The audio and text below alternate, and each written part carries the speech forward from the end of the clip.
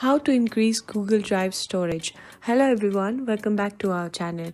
If you're tired of running out of space on Google Drive, you're in the right place. Today, I'm going to share an amazing trick to get an unlimited storage for absolutely free. So make sure to stick around and don't skip any part of this video.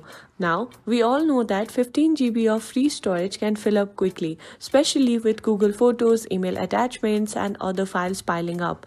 Google usually wants you to pay for more space, but I have a solutions that will save money and give you the storage that you need. Alright, let's get started. First, log into your primary Google account. Here you can see I have used 9.83 GB out of 15 GB. Now, the catch is to create another additional Google account to help extend your storage. Make sure to keep your primary account as it is. Now, let's share the access to your primary account with the other accounts. Copy the email of your primary account and go to each of your additional accounts. Paste the email here and then set the permissions to editor. This is crucial so that you will have full access to the storage. Once you have done that, you need to click send and repeat this for all your additional account.